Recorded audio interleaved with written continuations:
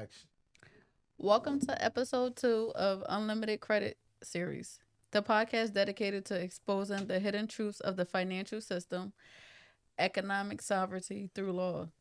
I'm your host, and today I'm honored to welcome a man on the front line of legal empowerment, Grand Sheik Antoine Davis-Bey, a law scholar, freedom fighter, and educator behind Conscious College and a Freedom Friday Masterclass. Grand Sheik, welcome to the show. Islam, peace and love. Thank you for having me. I'm glad to be back. The last one was a classic. Yes, it I'm was. ready to do it again, bring more knowledge to the people, and this one finna be another classic. Let's get it.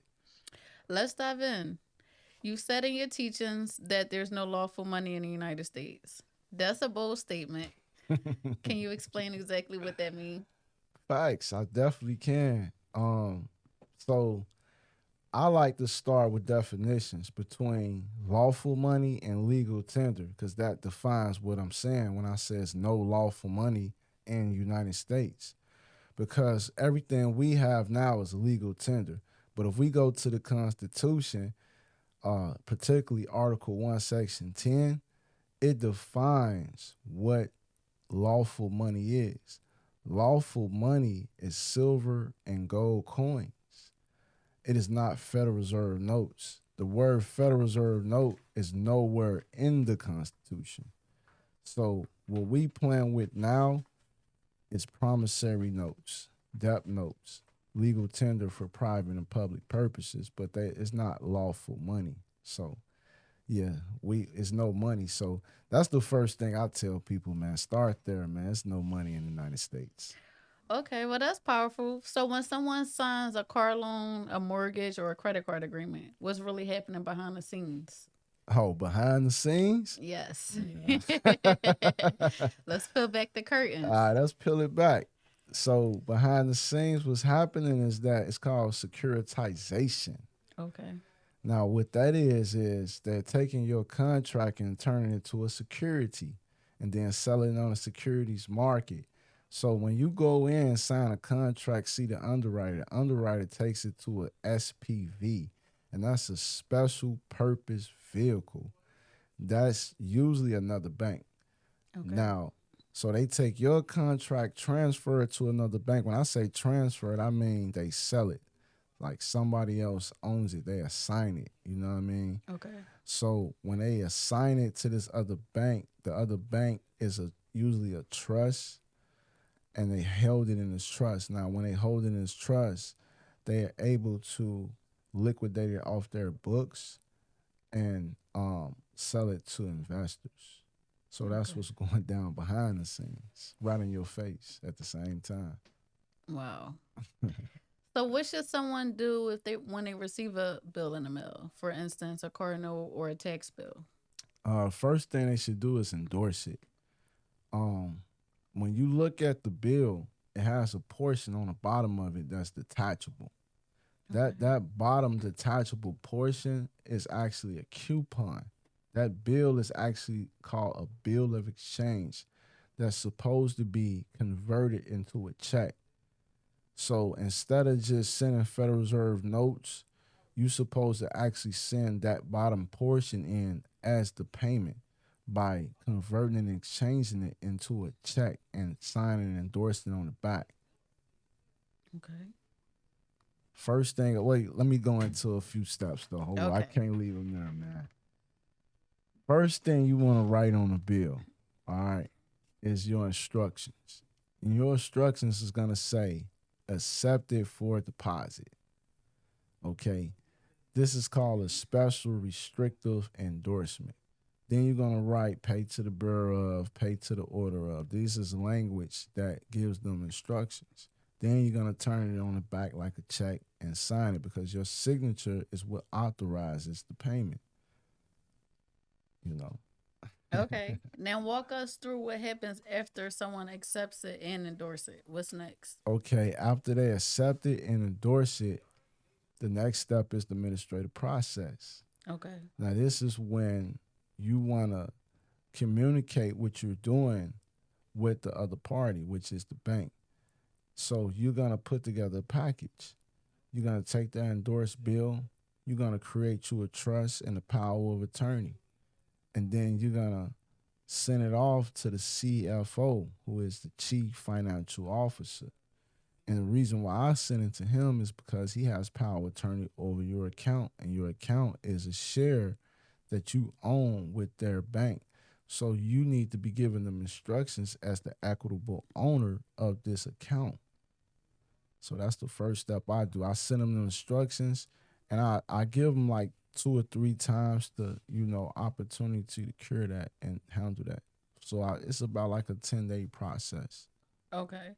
Now, if the institution fails to respond or act, what legal standing does the consumer have? Oh man, you got plenty standing under uniform commercial codes. Mm. So if they don't, if they fail to act, first of all, you got to know that's a breach of contract, because in your contract it says this is how to settle the payments and obligations. And it's also a breach of the CFO fiduciary duty, and that's why you want to address the CFO.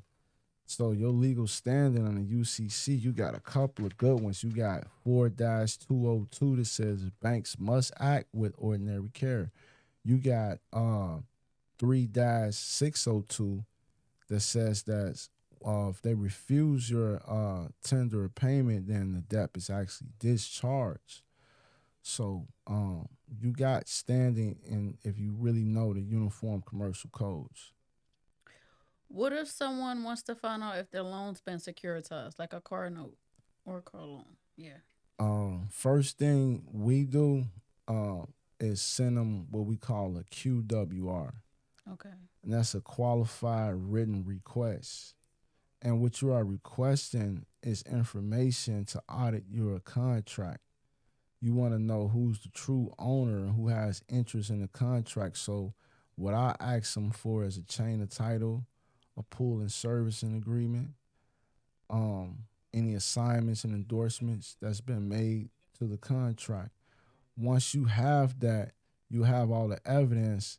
If they don't comply, to enforce your rights, your contractual rights with the, you can go to the CFPB, the Federal Trade Commission, and what I like to go to is the comptroller of the currency, because the comptroller of the currency is over all national banks, and he's the person right under the Secretary of the Treasury. You feel me? So you want to audit the account. You know what I'm saying? If you want to see if it's been securitized, you want to request them to give you all the information that's surrounding the ownership of that contract. 100% of the times it's been securitized. So that's, Okay. you can count on that one for sure. Okay. So let's go historical. How did we get here? Can you give us a timeline of the system where contracts are money and banks never actually lend us money? Oh man, facts. You can go all the way back to all the way to the 1100s when the Bill of Exchange Act was enacted into law in Europe. So we dealing with a European government called the United States, which is a corporation doing business on our land. Ever since they been on our land, they pretty much been bankrupt. They owed us all the way back since 1700s. So when it came into the 1800s, then the 1900s, they had to what they call restructure their corporation in order to keep it going. So what they did was form the Federal Reserve Act in 1913, right? We can start there so we don't gotta go too far back. We can just look Okay. at the past 100 years. So when they started the Federal Reserve Act, Congress violated the Constitution. They gave a private entity known as the Federal Reserve Board of Governors our monetary policy to print money.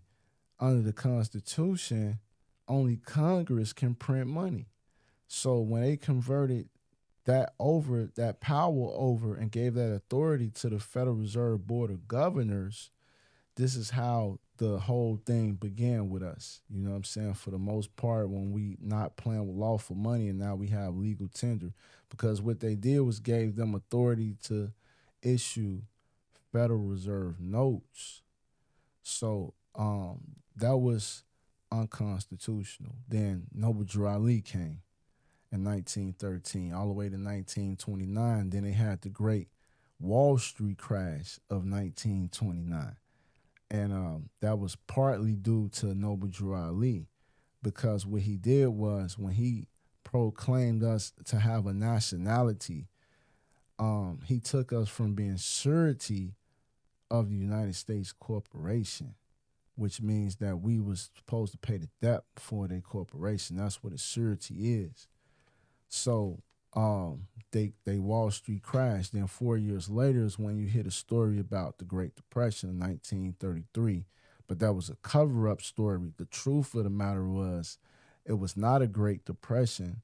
It was an Emergency Banking Act that was enacted into law because the banks was an emergency because the US had ran out of money. They've been bankrupt. So that's when they issued the Federal Reserve note. They issued the Social Security numbers. They issued the driver's license. And all these things was instruments of contracts to hold us as the surety again. So they recontracted with us as American people. And just skipping the timeline, going down the timeline, they then lied to the rest of the world and told them that they had the gold reserves in Fort Knox. And that's when the Bretton Woods agreement was signed in Bretton Woods. And what that agreement started was the foreign exchange market. So every other nation backed their currency behind our currency, meaning that we had the leading currency of the world, which we have right now. But today's times, they're resetting that. So the United States is losing power. So you see like BRICS forming and other countries are forming and starting central banks and things like that because the United States is losing their buying power. So when you see the inflation rates with the gas companies and the gas prices rising, like California, I think it's $7, $8 right now in California. When you see that, that's the United States dollar losing its buying power. Once it loses all buying power, it's worthless. It's like when Noble Drew Ali told us. He said one day you're gonna see a $20 bill on the ground and you're gonna walk past it, not even want it, because it's gonna be toilet tissue. You understand? So that's the timeline of things we got going on right now. Well, Grand Sheik, this was masterful. Final thoughts for the listeners? Of course, because I always teach accountability. You feel me? And in the Circle 7 Quran, it tells us that we have free will. And with that free will, we have to use that to get knowledge.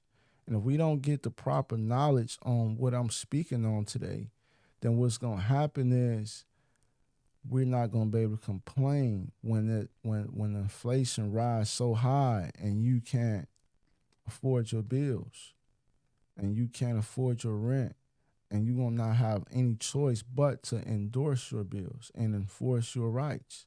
So that's what's coming on for the people, the great reset. So I always tell the people, get ready before you made to get ready.